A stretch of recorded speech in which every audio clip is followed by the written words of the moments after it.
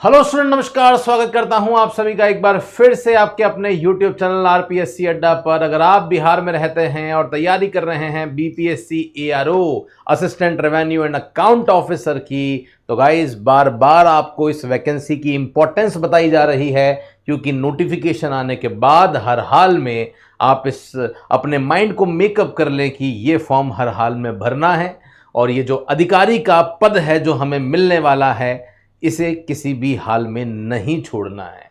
क्यों नहीं छोड़ना है? ये अधिकारी बनने के बाद में सैलरी क्या मिलने वाली है, शायद आपको यहां दिख रहा होगा 80,000 रुपए की सैलरी मिलना अपने आप में कोई छोटी बात नहीं होती है, बहुत बड़ी पोस्ट है।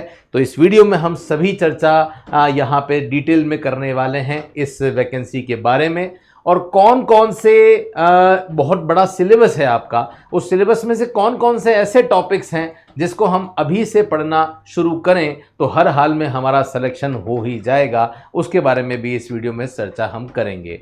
अगर आप में से कोई भी स्टूडेंट हैं जो कॉमर्स के स्टूडेंट हैं, जुड़ना चाहते हैं हमारे साथ में, पाना चाहते हैं नोट्स एमसीक्यूज पीडीएफ जो कि कॉमर्स सब्जेक्ट से ही संबंधित होते हैं, तो ये व्हाट्सएप ग्रुप आप सभी के सामने है, नीचे इसका लिंक है, ज़रूर आप इस ग्रुप को ज्वाइन कर लें, जहां पे आपको डिटेल जो चीज़ें हैं वो मिल जाएगी, फ्री नोट्स आपको अवेलेबल होने वाले हैं। तो एक बहुत शानदार मौका है आप सभी के सामने, बहुत बढ़िया वैकेंसी है। पोस्ट की डिटेल में आपको पहले से बता चुका हूं कि एक अच्छे खासे पद पर यह वैकेंसी जो है वो आपको मिलने वाली है। एग्जाम डेट भी हम सभी के सामने है। क्वालिफिकेशन हम सब जानते हैं कि अगर हम ग्रेजुएट हो चुके हैं अलग अलग कैटेगरी से, इसके बारे में भी हमने कई बार बात करी है, तो इस वीडियो में उसके बारे में चर्चा नहीं करूंगा। लेवल 7 के हिसाब से आपको जो सैलरी है वो यहां पे मिलने वाली है। तो बैच हमारा बना हुआ है, उसमें कोई दिक्कत वाली बात नहीं है, आप जरूर जुड़ जाइए। और जो बैच आप लेते हैं उसमें कोई एक दो फैकल्टी नहीं है, एक पूरी टीम है जिस टीम के साथ में हम आपको पढ़ा रहे हैं। अब आपको यही सोचना है कि आपको कौन से प्लेटफॉर्म पे जाना आपके लिए ज़्यादा सही है,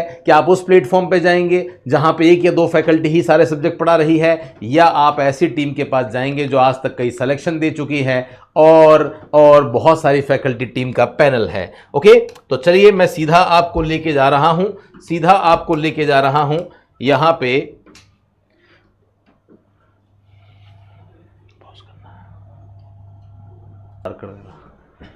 चलिए जी, तो मैं आपके सामने सिलेबस लेकर आता हूं, और सिलेबस में जो टॉपिक्स हैं वो मैंने आप सभी के लिए हाईलाइट कर दिए हैं कि कौन कौन से ऐसे टॉपिक हैं जो आप सभी को पढ़ने हैं और हर हाल में पढ़ने ही हैं। अगर हम बात करते हैं, फिलहाल मैं केवल और केवल कॉमर्स की बात कर रहा हूं, ऐसे ही हम एक और जो है वो सेशन बनाएंगे जिसमें इकोनॉमिक्स के बारे में हम चर्चा करेंगे। कॉमर्स एंड अकाउंटेंसी में जो सेक्शन नंबर 1 है अकाउंटिंग एंड फाइनेंस, उसमें जो आपका पार्ट 1 यहां पे आ जाता है। पार्ट 1 की जब बात करते हैं तो अकाउंटिंग, ऑडिटिंग एंड टैक्सेशन आ जाता है। तो अकाउंटिंग में कौन कौन से टॉपिक पढ़ने हैं, ऑडिटिंग में कौन से टॉपिक्स पढ़ने हैं, और टैक्सेशन में कौन से टॉपिक पढ़ने हैं, इसके बारे में हम यहां पे चर्चा जो है वो करने वाले हैं। तो ध्यान दो। देखिए, बात अकाउंटिंग की हो रही है। अकाउंटिंग में जो सबसे ज्यादा हमें फोकस करना है ना, वो फोकस करना है किस पे? एडवांस अकाउंटिंग पे। और एडवांस अकाउंटिंग में कुछ टॉपिक ऐसे हैं जहां से हमेशा एग्जाम में, चाहे कोई भी एग्जाम हो, 100% क्वेश्चन पूछे जाते हैं आप लोगों से। कौन से टॉपिक हैं वो? तो amalgamation, absorption and reconstruction of company, ये एक ऐसे टॉपिक हैं जो एडवांस अकाउंटिंग के बेसिक होते हैं, है ना, बेस होता है। तो इनको तैयार करना बहुत जरूरी है, और हर एग्जाम में जहां भी ये टॉपिक है यहां से क्वेश्चन आते ही है। तो ये टॉपिक बहुत अच्छी तरीके से आप तैयार कर दीजिए। इसके अलावा कोई भी ऐसा टॉपिक नहीं है। थोड़ा सा शेयर और गुडविल का जो वैल्यूएशन है वो भी आप देख सकते हैं, लेकिन हां, एक बार मैं आपको बता रहा हूं कि कौन से ऐसे टॉपिक हैं जो किसी भी हाल में हम नहीं छोड़ सकते। तो ये वाले टॉपिक आप किसी भी हाल में नहीं छोड़ सकते, अभी से एक बार पढ़ना जो है वो स्टार्ट कर दीजिए। सेकंड हम बात करते हैं किसकी? सेकंड हमारे जो सिलेबस में आता है वो आता है सिलेबस में क्या? Income tax. देखिए, इनकम टैक्स बहुत बड़ी है। बेसिक ऑफ इंट्रोडक्शन से इनकम टैक्स स्टार्ट होती है, 5 हेड होते हैं, रिडक्शन होता है, क्लबिंग ऑफ इनकम होता है, लेकिन हमें सबसे इंपॉर्टेंट है हर एक हेड की बेसिक जानकारी रखकर एक टॉपिक है आपके जिसका नाम है computation of income under the various head, मतलब असेसमेंट ऑफ इंडिविजुअल, कैसे पर्सन की टैक्स कैलकुलेट होती है। टैक्स कैलकुलेशन थोड़ी सी अच्छी तरह से देख लेना, कितने पे टैक्स लगता है, कितने पे टैक्स नहीं लगता। और उसके बाद में सैलरी हेड में बेसिक जो चीजें हैं, जो अलाउंसेज हैं, जो फैसिलिटीज हैं, उनके प्रोविजंस क्या हैं।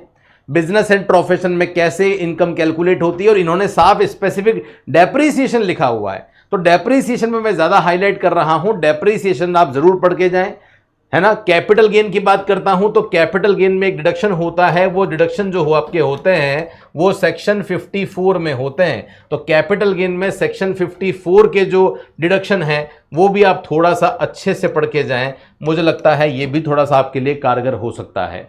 ओके, उसके बाद हम बात करते हैं अदर सोर्सेज में। अदर सोर्सेज में आप थोड़ी सी टीडीएस की रेट जो है वो अच्छी तरीके से याद कर लो। जो भी टीडीएस की रेट होती है ना, कैजुअल इनकम पे टीडीएस की रेट क्या होती है, लॉटरी इनकम पे टीडीएस की रेट क्या होती है, इंटरेस्ट पे टीडीएस की रेट क्या होती है, इसे आप थोड़ी सी अच्छी तरीके से जो है वो देख लें, है ना। उसके बाद में सेक्शन 80 के जो डिडक्शन है यहां से भी अच्छे खासे क्वेश्चन आपके एग्जाम में पूछे जाते हैं। तो सेक्शन 80 के डिडक्शन, सेक्शन 54 के डिडक्शन और assessment of individual, in topics को अच्छे से देखना शुरू कर दें, यहां से क्वेश्चन आते हैं, ये मेरे हिसाब से मोस्ट इंपॉर्टेंट टॉपिक्स में आ जाते हैं। उसके बाद हमारे सिलेबस में क्या आता है सर, उसके बाद हमारे सिलेबस में आता है कॉस्ट अकाउंटिंग।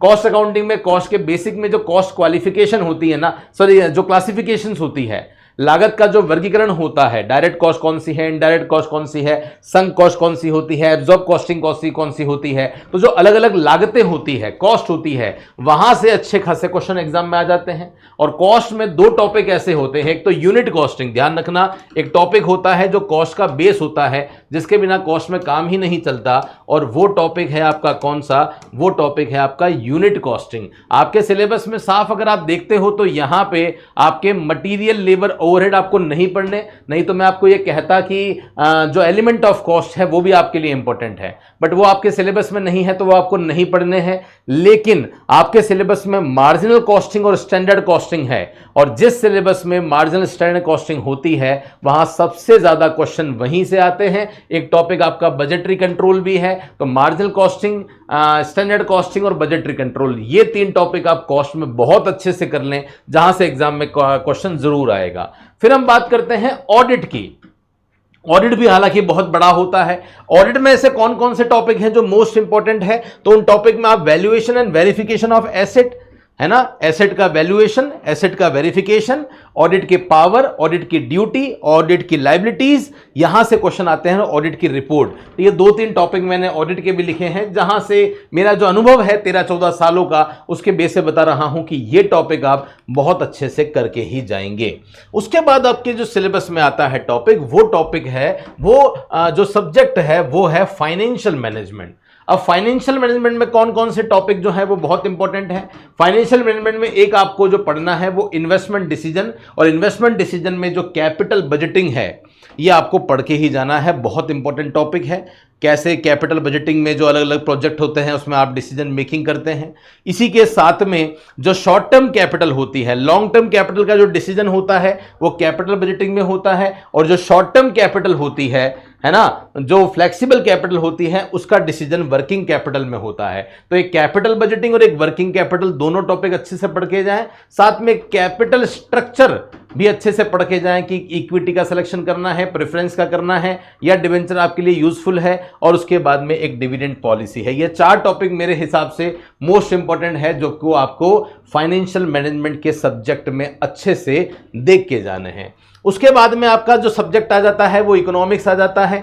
इकोनॉमिक्स में मेरे हिसाब से आप क्या पढ़ेंगे, कमर्शियल बैंक अच्छे से पढ़ लो, कमर्शियल बैंक की हिस्ट्री पढ़ लो, कमर्शियल बैंक में जो नेशनलाइजेशन हुआ वो पढ़ लो, और रिजर्व बैंक ऑफ इंडिया के बारे में पढ़ लो। ये एक मोस्ट इंपॉर्टेंट पार्ट है, ये अच्छे से पढ़ लो। बाकी भी पोर्शन इंपॉर्टेंट है, बट ये भी पढ़ लोगे तो आपके मेजर पोर्शन बैंकिंग वाला हो जाएगा। उसके बाद में नेगोशिएबल इंस्ट्रूमेंट एक्ट है, छोटा सा एक्ट है, पर छोटा सा एक्ट है पर बड़ा धमाका है, अच्छे खासे क्वेश्चन आपके यहां पे भी आते हैं, तो आप जरूर इसे भी देख के जाएं, यहां से भी अच्छे खासे क्वेश्चन जो है वो आपके आने की पॉसिबिलिटीज हो जाती है।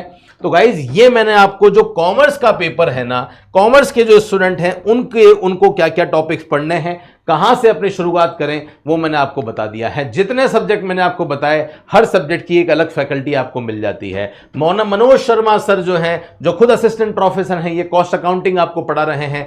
राहुल खन्ना सर जो है वो आपको इनकम टैक्स पूरी पढ़ा रहे हैं। पूनम मैम आपको लॉ वाला पोर्शन जो है वो पढ़ा रहे हैं। इकोनॉमिक्स जो है वो मैं आपको पढ़ा रहा हूं। ललित सर आपको बिजनेस वाला पोर्शन पढ़ा रहे हैं। अमित सर आपको एडवांस अकाउंटिंग वाले पोर्शन पढ़ा रहे हैं। सभी के लिए एक अलग अलग सब्जेक्ट आपको मिल जाते हैं, जिनके साथ आप अपने लक्ष्य को प्राप्त कर सकते हैं। बैच हमारा शुरू हो चुका है। लाइव रिकॉर्डेड क्लासेस दोनों आपको मिल जाती है, हिंदी इंग्लिश मीडियम दोनों में कंटेंट आपको मिल जाता है ना। हर एक चैप्टर के एमसीक्यूज आपको मिल जाते हैं। पूरे बैच में आपको 2000 से भी ज्यादा एमसीक्यूज मिल जाते हैं।